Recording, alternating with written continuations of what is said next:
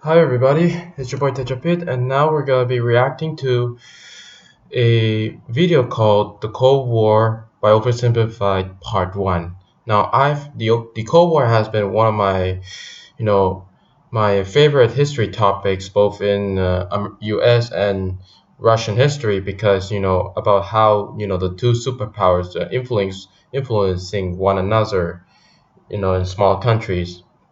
Now I'm gonna react to this video and giving my own Thai perspective on this one. And now we will jump onto the video right now. I've decided that in order to sell more merch, I should do a face reveal wearing some of it. So are you ready? Here we go. Boom. Boom. New Minimalist and Cold War merch available now, and get the new limited edition Churchill character pin before it sells out, with more characters coming in the future. Link in the description down below. The year is 1917. Yep. Fighting rages on the Eastern Front of the First World War. Both Germany and Russia are on the brink of collapse. Soldier, I need you to bring me this man. Got it. Found him, sir. What? No, not Lenin. Lenin, the Russian communist. What? Why would I need a beetle? Lenin, the Russian communist. He was exiled to Switzerland. You know what? I'll do it myself. Capitalism. Who wants to start a revolution? Yeah. After the Russian Revolution, the Thai and Russian diplomatic ties has been cut off, and only to be reestablished in around like in 1941 with the Soviet Union during the Stalin dictatorship.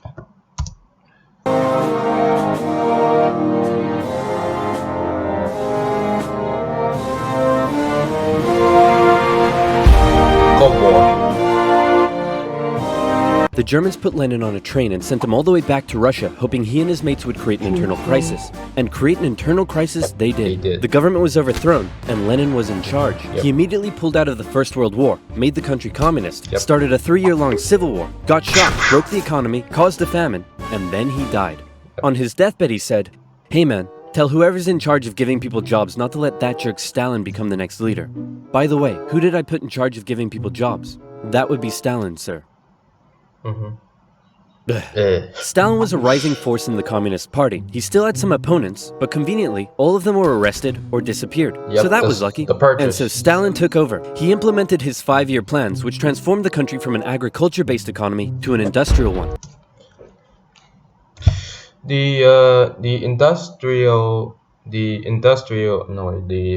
Stalin's 5-year plans, have one really bad disastrous consequences, which is the Holodomor.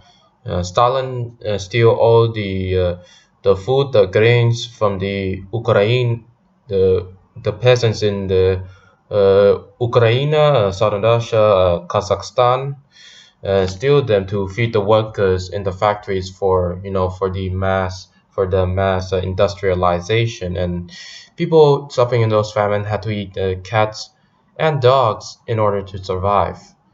Oh my! And to this day, the Russian government, denies.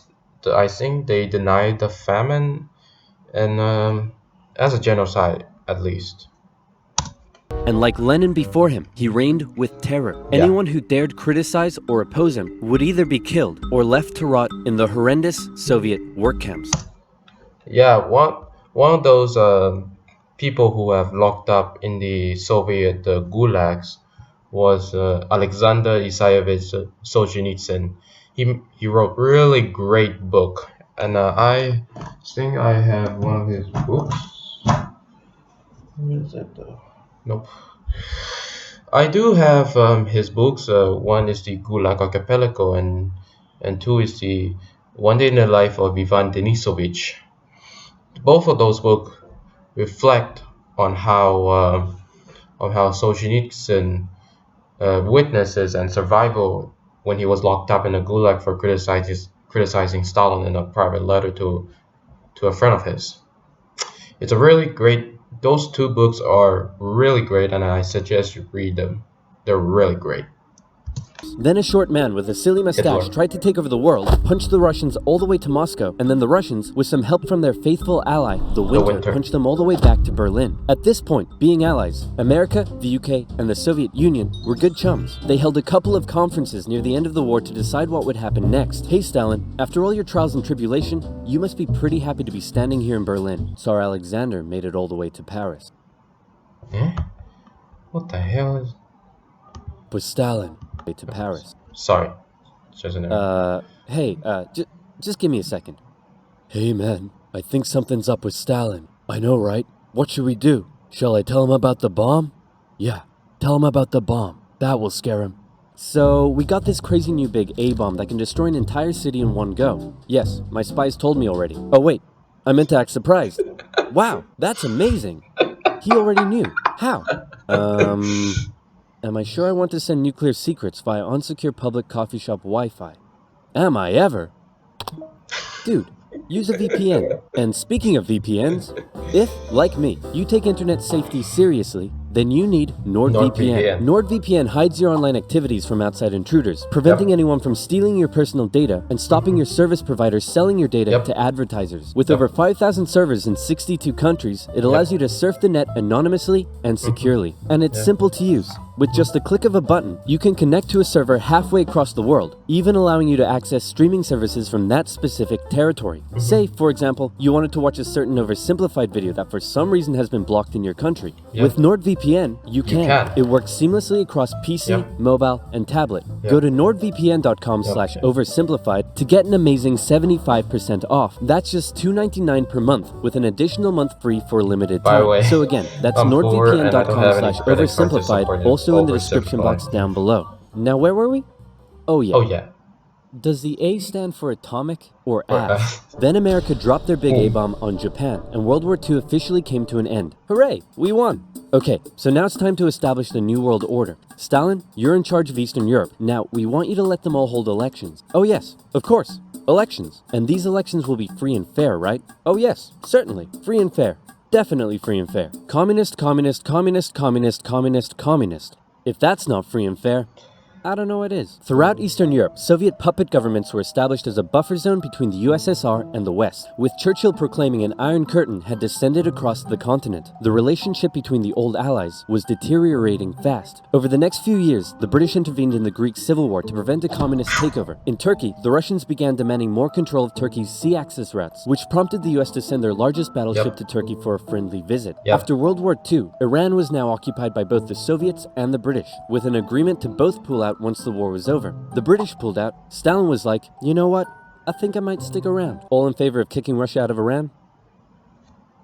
You want to know something? You guys suck. Pressure from the UN forced the Soviets to leave, and with the establishment of NATO, the Soviets had no doubt that the West was out to encircle and destroy them. And America announced the Truman Doctrine, in which they basically said, those guys are not cool, cannot be trusted, and we will do everything we can to prevent the spread of communism around the world. The Truman Doctrine. This moment as the official declaration of the Cold War. Back in Europe, everyone was living in a post-apocalyptic void brought on by the Second World War. Cities reduced to rubble, not enough food. It was terrible. This is great. The more they suffered, the more likely it is they'll turn to communism. Dude, you're really messed up. What's wrong with you? My father used to punish me severely. Yeah, Stalin's father, Beso, he was a heavy alcoholic and would beat young Stalin and his mother. And I think like Stalin's father beating poor little Joseph, kind of like innate, might be the reason why Stalin is when he's dictator making the lives of the Russian, the Ukrainians, and of the Soviet people miserable, because that's might because of due to him being abused during his young days by his father. America realized what was going on and quickly made a move. Under the Marshall Plan, they sent $12 billion to Western Europe for its economic recovery. The countries of Stalin's Eastern Bloc looked on with envy. Hey, Czechoslovakia, you want to come get some economic aid? Yeah, but I have to check with my mom first. Uh-oh. Sorry, America. I can't come. This was a full-on economic battle raging between capitalism and communism in Europe. If the Western nations developed faster and better than the East, that would be a defeat for Stalin. So he set up his own rival economic recovery plan, which he called Comecon, and he also set up Cominform, which gave him more political control over the Eastern Bloc. But nowhere did this economic battle rage harder than in the city of Berlin. Caught over 100 miles behind Soviet lines, the city had been divided up between the Allies, and the western segments were still under Western control. East Berliners could travel freely to West Berlin, see the economic prosperity and think, maybe this communism thing ain't so great after all. I'm gonna have fun tonight. Oh no. You're home late. Oh, Stalin. I was just out with my friends. Friends? You stink of capitalism! You're out engaging in imperialist debauchery again! I swear, Ivan! Yeah, Stalin is like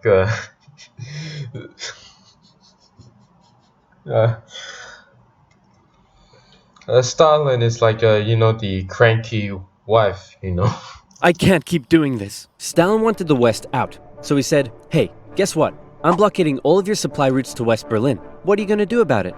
I suppose we'll just fly the supplies in.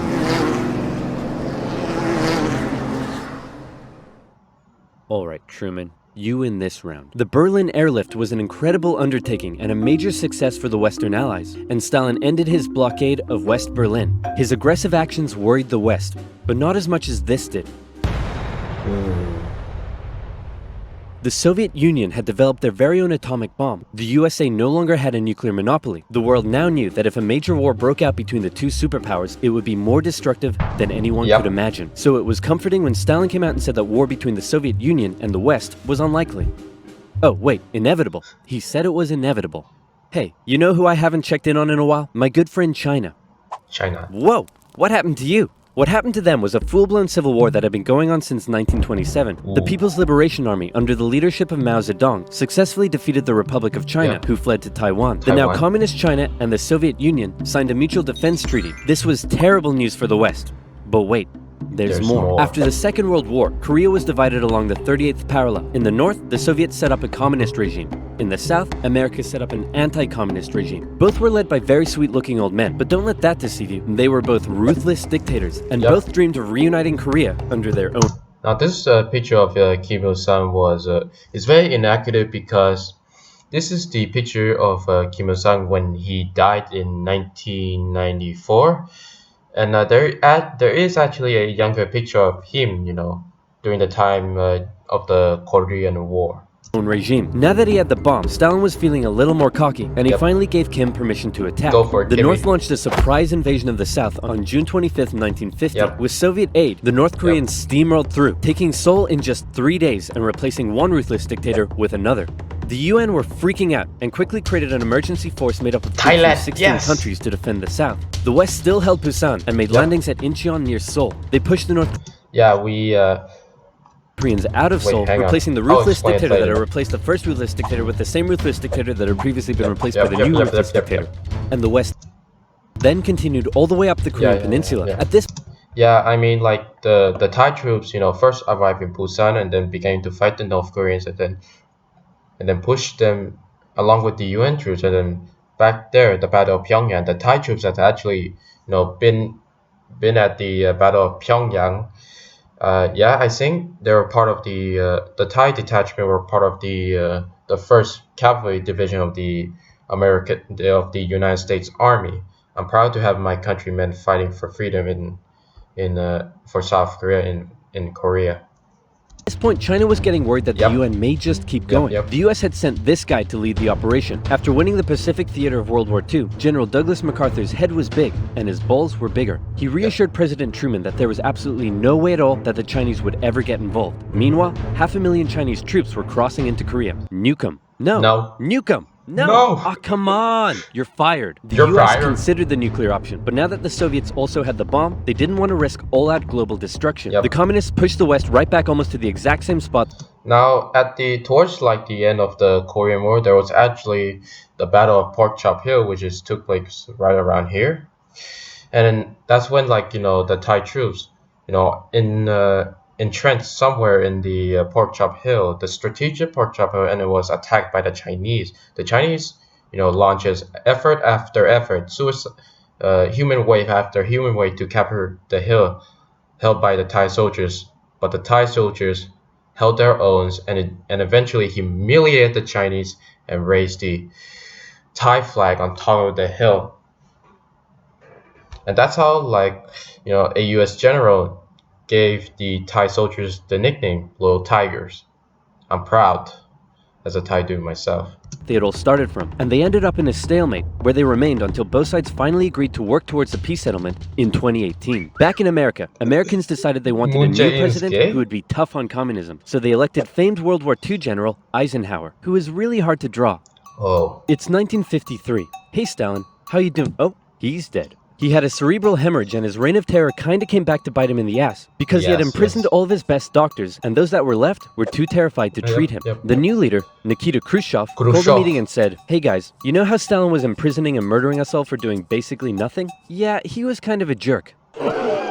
Yeah, that's the Khrushchev's destabilization speech, in which he exposes Stalin's crimes, including the purges, the gulags, and the deportation of Lithuanian, Estonian, Latvians, Crimean Tatars, Chechen, and all other ethnic groups living in the Soviet Union, or at least living in Soviet-occupied territories, to the somewhere in the gulags to Central Asia and to Siberia. Arthur Rehe's grandfather was one of those Estonians who got deported to Siberia. And man, Soviet atrocities need to be brought to light. And this is why I support the reparations for the victims of communism, because communism had killed 100 million people over the past 100 years or so. I'm really not sure how this is news to you. Khrushchev went on a campaign of de-Stalinization. Yep, Statues of de-Stalinization. Stalin were taken down, Stalingrad was renamed, and Khrushchev Stalingrad. announced that he wanted the Soviet people to be happy and would allow greater freedom in the Soviet Union. Yep. So how did that work out? Well, an uprising in East Germany was brutally suppressed, Nope. a revolution in Hungary was brutally suppressed, Nope. and demonstrations in Poland were brutally suppressed. Nope. Although he did finally allow some mild reforms. Back in the Soviet Union, he permitted more cultural expression, but then began banning stuff based on his own personal taste. Modern art looks like a child urinated on a canvas. Banned. Jazz music sounds like the feeling of needing to fart. Banned. Why? This is ridiculous. Why would Khrushchev? Why is jazz that bad though? Our greatest king, Kazakh Pumipa that he was a really great jazz player, and especially with the saxophone. Why does Khrushchev hate jazz though? Can somebody write in the comments? Your poetry is really depressing. How could anyone in the Soviet Union be depressed? You're You're banned. banned. Khrushchev wanted the Soviet people to be happy, but not like that. Or, Or that. that. Or Or that. that. Young people began enjoying abhorrent Western pop culture. Son, remove that disgusting imperialist apparel at once. Shut up, Dad. You can't tell me what to do. Well, would you look at that? Turns out he can tell me what to do. The West had initially liked the cut of Khrushchev's jib, but world events soon soured relations even more. The two sides were spying on each other a whole lot throughout the Cold War. The KGB had spies and informants in nearly every aspect of Western life and government, so much so that whenever the US tried to send spies into the Soviet Union, the KGB were usually ready to arrest them on the spot. Members of the Manhattan Project aided the Soviet Union in acquiring the bomb. Some American officials believed they were on the wrong side. I'll sell you 3 secrets for $5 million. Okay. Go ahead. The Allies are digging a tunnel under East Berlin to tap your communications. There's an American agent living at this address in Moscow, and sometimes, when I'm home alone, I like to put on my wife's dresses, sit in the corner, and cry for hours. Very interesting. In America, fear took hold during the Red Scare and the McCarthy trials. American values imploded as fear of communism collided with freedom of thought and expression, and communist kind of became a buzzword thrown around to describe anything people... Yeah, it's kind of like racist, controversial, thrown out by the leftists and the liberals to describe anything that the liberals and leftists don't even like. Sometimes I would get called racist for supporting Donald Trump. I'm a proud Trump supporter, so don't turn my comment into a war zone, okay? If you do, man, you're gonna be in a load of karma. I've been called a racist. Maybe I've been called a cuck, for being conservative, and yeah, I mean, it's like a buzzword thrown. it's like race. It's like the word race is being thrown around by the left, and something like that. didn't like. Hollywood? Communist. Your next door neighbor's dog? Communist. Communist. When the grocery store cashier asks if you need a bag when you clearly can't carry 10 tubs of baconaise in your hands? Communist. But one area in particular where the US had an edge over the Soviet Union was in its espionage technology. In particular, U-2 spy planes flew across Russia carrying out surveillance from the skies. There was a nasty incident in 1960 though, when one was shot down and Khrushchev was furious. Who the hell is this? He's a high-altitude weather enthusiast who flew off course. Okay, that sounds plausible. Wait a minute. Why does he have a gun and a poison needle? Because he's a very naughty high-altitude weather enthusiast. But much to America's concern, the Soviet Union appeared to be ahead in the space race. Everyone freaked out when Russia launched the world's first satellite, Sputnik. and then they actually sent a man Yuri into Gagarin. space. Even worse, there also appeared to be a missile gap in the Soviets' favor, Lots of and nukes. Khrushchev was so confident that he even allowed the US to set up a technology exhibit in Moscow, attended by a Yeah, Alexander Solzhenitsyn made a speech that,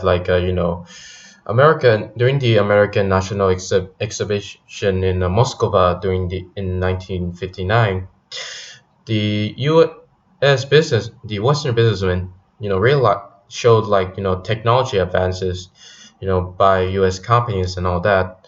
And one of those technologies, the technologies to catch criminals by the U.S. Police. The Western businessmen were like, "Oh no!" But then too late, the KGB copied the technology. Another KGB is using it to catch political dissidents certain Vice President Richard and spies. Nixon. Check this out. We have color TV. Yes, but we've been to space and can obliterate you with our massive nuclear arsenal. Check out this vegetable peeler. Tensions increased further when both sides upgraded their atomic bombs to hydrogen bombs. And after West Germany was allowed to join NATO in 1955, Khrushchev set up the Defensive Warsaw Pact, strengthening the military ties between the Soviet Union and its satellite states. In 1960, Americans decided they wanted a new president who would be tough on communism, so they elected John F. Kennedy. The Soviet Union was advancing its technology, but it was also bleeding its coffers dry, and all of the money was going towards the military, not the people. Life under communism was still as hard as ever, and Berlin remained a thorn in the Soviet side. The contrast between the economically prosperous West and the struggling East was clearer day by day, and East Berliners were still able to freely travel to the West. Now, many of them were deciding to stay there. Millions defected to West Germany via West Berlin, causing Eastern factories to lose workers and taking a heavy toll on the economy. Soviet leaders decided this couldn't continue any longer. First, Khrushchev tried this: leave West Berlin, or else. Or else what? Or else, I'll be really mad at you. Yeah, no, we're gonna stay. Listen, man, West Berlin is ours, East Berlin is yours. That's just how it is. Kennedy felt pretty good about his show of American resolve. But wait a second, did you catch that? Let's replay it.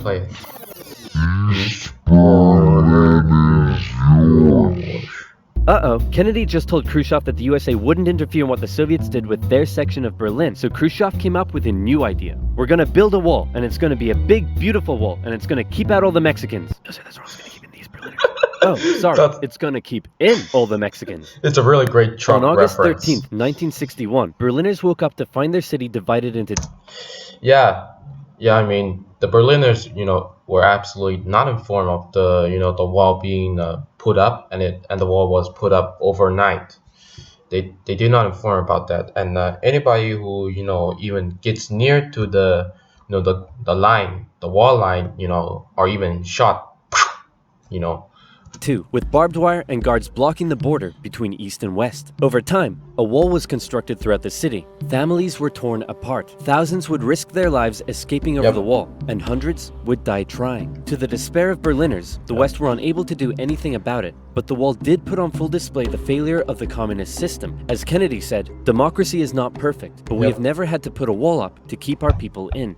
As part of the agreement between the two sides, US diplomats were still allowed to travel to East Berlin, but suddenly, East Berlin crossing guards started giving them the business, and Kennedy was like, nah. In October, the US rolled tanks up to the crossing point at Checkpoint Charlie as a show of strength. The Soviets did the same, and the two were in a standoff. They stayed like that for 16 hours, and the world braced for nuclear Armageddon. Ooh, Thankfully, this is though, getting Kennedy called intense. Khrushchev directly and was like, "Hey man, this is getting way too hot. How about you back your tanks up by an inch and we'll do the same?" "Sounds good. Okay, how about you back your tanks up by another inch and we'll follow suit?" "Alright, hey, you want to do another inch?" And they both very slowly inched away from the apocalypse. Yep. Phew, let's hope that's the biggest crisis of my presidency.